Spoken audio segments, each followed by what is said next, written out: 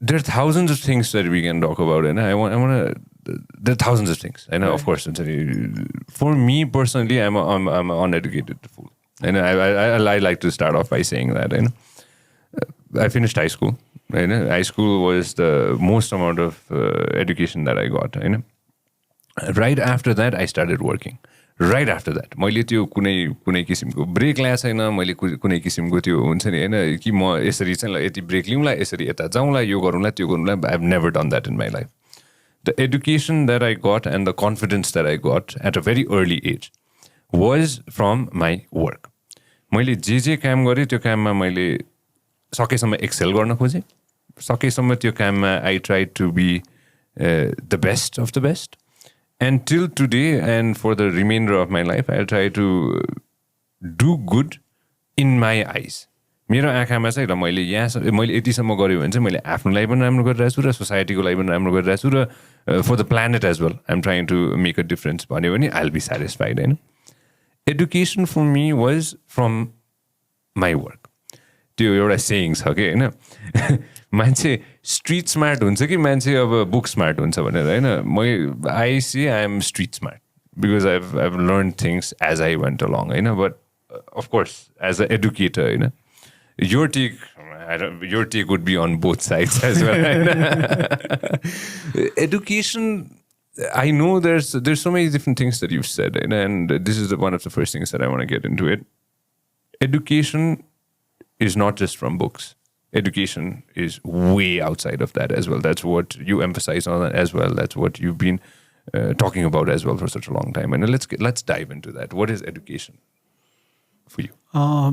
I think सञ्चयले educated छैन भन्नु भने अब त्यो नै अलिकति अहिले मेरो बुझाइमा पनि not trying to be modest or something like that.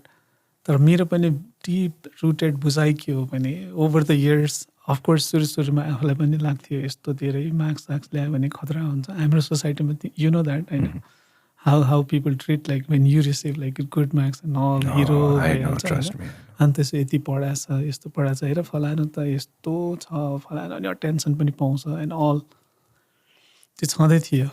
तर ओभर द इयर्स जति रिफ्लेक्ट गर्दै गयो अलिकति एजुकेसनमा लागेर त्यसभित्र अलिकति बुझ्ने कोसिस गर्दै जाँदाखेरि चाहिँ हामीहरूको मूर्खता हो कि एजुकेसन भने चाहिँ फर्मल एजुकेसनमा गइसके पछाडि हुन्छ अनि त्यो कागज कमाएपछि हुन्छ अनि त्यसपछि जाँच पास गरेर ग्रेड्स ल्याएपछि हुन्छ भन्ने त फन्डामेन्टली नै रङ छ नि त. At the end of the day लाइफमा त लर्निङ गर्ने हो नि त हुने त, होइन. त्यो लर्न गर्नुको लागि नै फर्मल उसमा जानुपर्छ भने एउटा माध्यम बनाइएको हो. When you're learning like there are hundreds of other ways to learn नि. एउटा थ्योरी नै छ नेचुरल वे अफ लर्निङ भनेर, होइन. जस्तो बच्चा सुरुमै त स्कुल जाँदैन नि त भने कसरी सिक्छ त त्यसो भएदेखि, होइन. हिजो फर्मल एजुकेसन नहुँदाखेरि कसरी सिकेको थियो त हामीभन्दा धेरै सिकेको मान्छेहरू थियो नि त. अहिले हामीलाई के लाग्छ भने चमक धमकका साथ हामी we're educated, we're like MBA, we're like engineers, होइन, वेयर डक्टर्स, हामी पिएचडी भन्छौँ, विद्वान भन्छौँ नि. तर हाम्रो यो फर्मल एजुकेसन सिस्टम नहुँदा पनि त मैले सधैँ भनिराख्ने इक्जाम्पल चाहिँ लेखनाथ पौडेलजीकै नै हुन्छ, होइन. मैले जति बुझाएको छ सामान्य उहाँ स्कुल जानुभएको थिएन तर लेखनाथ पौडेलले लेखेको कविता हामी स्कुलमा पढ्थ्यौँ नि, होइन. त्यही कारणले गर्दाखेरि एब्सोल्युटली भन्नुपर्दा पनि जरुरी छैन टु बी एजुकेटेड अथवा to learn. You must not go to the स्कुलमै गएर हुन्छ भन्ने छैन, होइन. त्यो लर्न अघि तिमीले भनेको जस्तै काम गर्दै रिफ्लेक्ट गर्दै अनि त्यसबाट अगाडि बढ्नु maybe the best way to learn. तर फर्मल एजुकेसनले पनि कसरी त्यो लर्निङको एस्पेक्टलाई र डुइङको एस्पेक्टलाई पनि कसरी इन्कर्पोरेट गर्न सकेन भने यो इरेलेभेन्ट हुँदै जान्छ. त्यही कारणले हाम्रो एजुकेसन चाहिँ इरेलेभेन्ट हुँदै गइराखेको छ. ट्रेन्ड चाहिँ के छ भने लर्निङतिर छ, होइन. मान्छेहरूले सिकाइलाई चाहिँ महत्त्व दिनु पऱ्यो, पढाइलाई त होइन नि त, जाँच पास गर्नलाई त होइन नि त. At the end of the day whether you can learn र त्यस पछाडि त्यही अघि भने जस्तो मान्छे के को लागि बाँच्छ भन्दा आफ्नो लागि र त्यसपछि आफ्नो अराउन्डको सोसाइटीको लागि.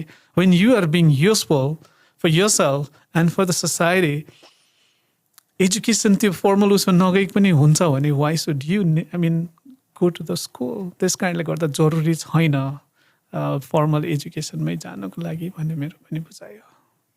How do you get educated then if you do not go to school, होइन? education comes from various sources. At least in 21st century, it comes from युट्युबमै बसेर मान्छेले आधा कुरा पढ्दै हाल्छ अहिले होइन. तर एउटा केही न केही हिसाबको I am a big believer in education in some term of education के होइन. अहिले आएर 21st centuryमा आएर even looking at our leaders के केही कुरा बनाउनको लागि देशै ल भनौँ न ल देश भनौँ प्रदेश भनौँ जहाँ भए पनि जसरी भए पनि केही कुरा बनाउनको लागि त्यसको बारेमा अलिकति नलेज त हुनु पऱ्यो नि त होइन. To gain that knowledge with the old leaders. अब अहिले त एउटा समय त बितिसक्यो होइन. एक्जाम्पल के थियो भन्दाखेरि अब if I ever have kids I'm gonna make sure that my kid learns languages के होइन, स्पेसली चाइनिज होइन. सानोमै पढेको भए कति सजिलो हुँदो रहेछ होइन.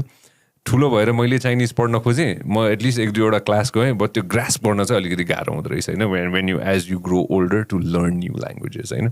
सो यही कुरामा पनि as you grow older to go back and to learn things of course it's gonna be tough होइन. सो ग्राउन्ड लेभलबाटै त्यो बेसबाटै if you can make the base stronger, that is super duper important.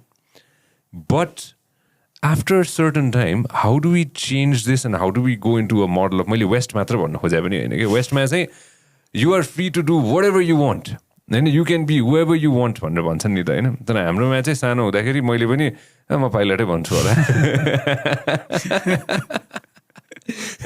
भन्ने थियो होला नि. And I'm sure you, when you were growing up, what did you want to be when you were growing up? म त completely confuse थिएँ के गर्ने भनेर थाहा थिएन. तर एसएलसी पास गरिसकेपछि चाहिँ त्यही यु नो द्याट अलिकति राम्रो मार्क्स ल्यायो भने साइन्स पढ्नुपर्छ, डक्टर पढ्नुपर्छ भनेर फ्यामिलीले सिकाउँछ होइन, टिचर्सहरूले सिकाउनुहुन्छ त्यही लागेको थियो. तर भइएन, डक्टर हुन सकिएन. डक्टर टाइम छ नि अहिले पनि. खोइ झन् पहिला त सकिएन, अब त के सकिएन. कहाँबाट हेर्ने कि होइन to see the approach. What's यो अप्रोच हुन्छ नि होइन, वाट्स यो अप्रोच अफ एडुकेसन हाम्रोमा चाहिँ how should we move along. मलाई चाहिँ के लाग्छ भने अब धेरै रेडिकल पनि सुन्न सक्छ, तर जे विश्वास छ मैले त्यही नै भन्ने गरेको भएको कारणले गर्दा एजुकेसन सिस्टममै भएर एजुकेसनलाई यत्रो गाली गरिरहेछस् होइन भन्ने पनि हुनसक्छ. तर साँच्चीकै चाहिँ आफ्नो विश्वास के हो भन्ने कुरा नै हुन्छ नि त होइन. एजुकेसन भने मैले चाहिँदैन अथवा चाहिन्छमा भनेकै छैन. मेरो पोजिसन चाहिँ के हो भने नराम्रो एजुकेसन दिनुभन्दा चाहिँ नलिनु नै ठिक नि होइन. त्यसको त कस्ट धेरै हाई भयो नि त होइन. आफ्नो पर्सनालिटी पनि मैले personality note in that like त्यो हुन्छ नि बाहिरी सेन्समा भने होइन, आफ्नो भित्री के भन्ने थियो पोटेन्सियल चाहिँ उजागर हुने होइन. अनि त्यस पछाडि फ्लरिस हुने अपर्च्युनिटी नदिने स्कुल सिस्टम हुनुभन्दा त त्यसबाट नजाँदा नै युआर बेटर अफ नि त होइन. जस्तो त्यो भनेको के हो भने त्यही पहिलादेखि भन्थ्यो नि हामी, I was born brilliant but my education ruined me.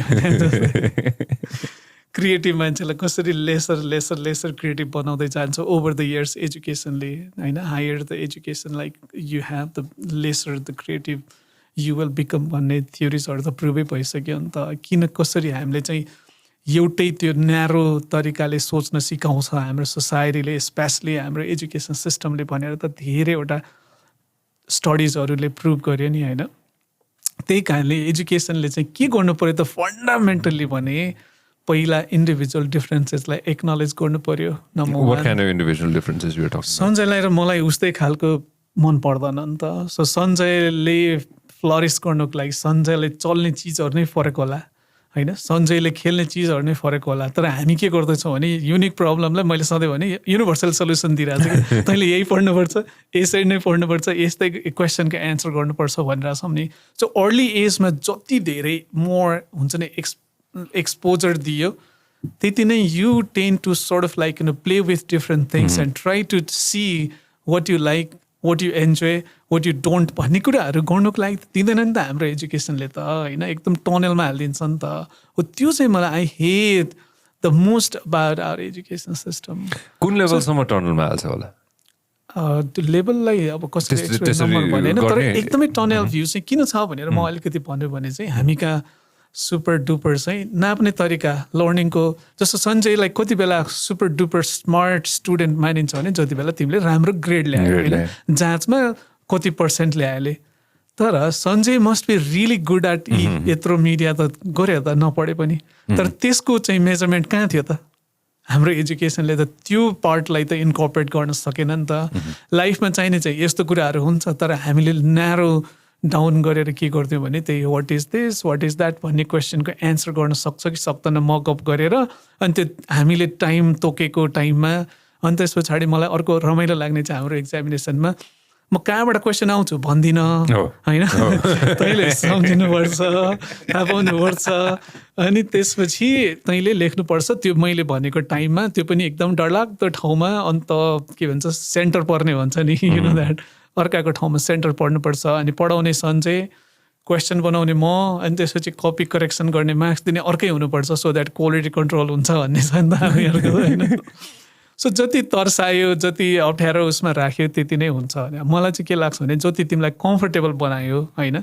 जति ट्रान्सपेरेन्ट बनायो म तिमीलाई यो कुरामा जज गर्दैछु भने भइगयो नि होइन किन सरप्राइज गर्नु पर्यो भने जस्तो लाग्छ so there are lot of like aspects to it but then like अहिले मैले सर्टमा भन्नुपर्दा चाहिँ एकदमै टोनल भ्यूबाट वान डिमेन्सनल एस्पेक्टबाट मात्र मान्छेलाई चाहिँ मेजरमेन्ट गर्ने उसको के भन्ने त्यसको ट्यालेन्ट अथवा उसको पोटेन्सियललाई त्यसरी मात्र लिमिट गर्यो भने अफकोर्स त्यो मान्छे युनिक तरिकाले फ्लरिस हुन त कहाँ पाउँछ त हो त्यही हो क्या फन्डामेन्टल समस्या नै and we pay a huge cost लाइफमा चाहिँ सञ्जयलाई नरोत्तमलाई सञ्जय जस्तो बनाउने कोसिस गर्यो भने कस्तो हुन्छ भन्ने कुराहरू हो नि त सो त्यो गर्नु चाहिँ पाप हो भन्ने मेरो भनाइ हो क्या सञ्जयलाई सञ्जय जस्तै गरेर फुल्न पाओस् म जस्तै हुने वातावरण जति हाम्रो एजुकेसनले दिन सक्छ त्यति नै जस्टिस गर्न सक्छ ह्युम्यानिटीलाई भने जस्तो लाग्छ मलाई If you love what we are doing, make sure that you subscribe and turn on notifications.